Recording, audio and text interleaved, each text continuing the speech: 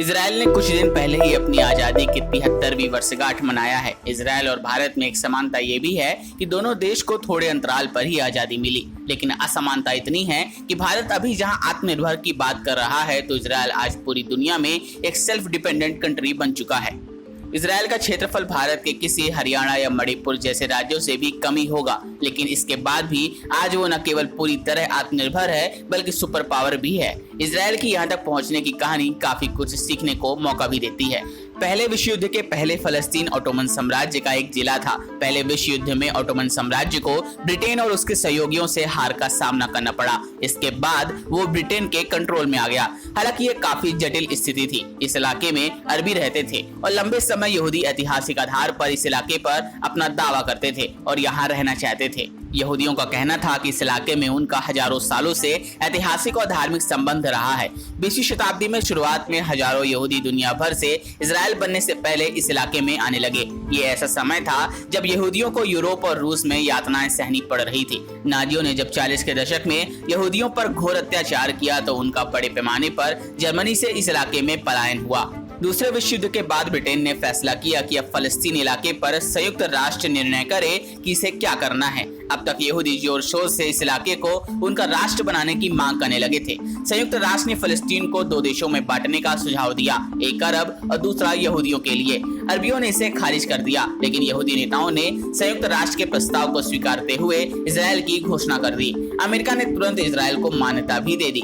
इसके बाद जंग छिड़ गई, लेकिन आखिरकार धीरे धीरे एक देश के रूप में इजराइल को अंतर्राष्ट्रीय स्तर पर मान्यता मिलती गई। लेकिन ये इतना आसान तो वाकई नहीं था। इजराइल पूर्वी भूमध्य सागर के आखिरी छोर पर स्थित है। इसका दक्षिणी छोर लाल सागर तक है। पश्चिम में यह इजिप्ट से लगता है और पूर्व में जॉर्डन से। लेबनान इसके उत्तर में है और सीरिया उत्तर पूर्व में।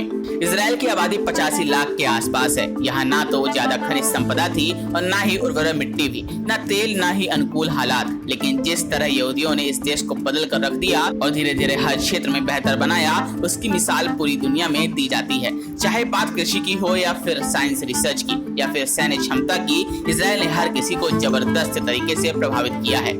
तब इजराइल ने अमेरिका में संतरा, केरोसिन स्टोव और नकली दांत बेचने की कोशिश की।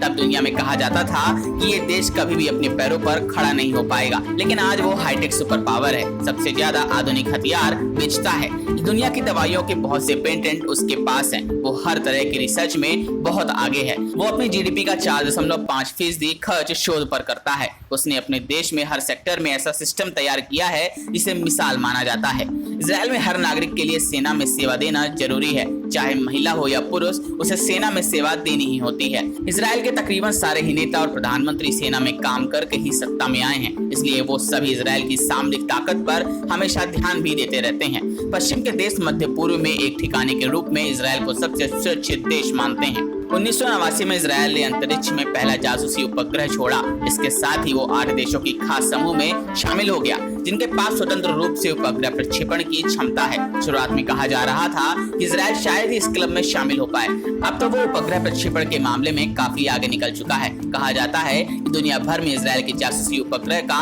कोई जवाब नहीं। फिलहाल इजराइल के पास अपने खुद के विकसित किए हुए टैंक, सैन्य सिस्टम, मिसाइल्स और लड़ाकू विमान हैं, जिनकी मांग दुनिया भर में है। यहाँ तक भारत भी उससे बड़े सैन्य स्तर पर साजो सामान खरीदता है। मेडिकल सेक्टर में वो जो उपकरण बनाता है वो भी बेजोड़ है। पूरी दुनिया में इजराइल, हांगकांग और दक्षिण कोरिया की अर्थव्यवस्था को सबसे स्थिर माना जाता है। ऐसा शून्य महंगाई दर, बेरोजगारी में भारी कमी के आधार पर कहा जाता है। इजराइल की कुल जीडीपी 318.7 खरब डॉलर है। इजराइल ने भी 70 के दशक में ही परमाणु हथियार विकसित कर लिए थे। वॉशिंगटन स्थित संस्था आर्म्स कंट्रोल एसोसिएशन की ताजा रिपोर्ट के अनुसार इजराइल के पास कुल 80 परमाणु हथियार है। तकनीकी क्षमता में अब उसका लोहा पूरी दुनिया मानती है।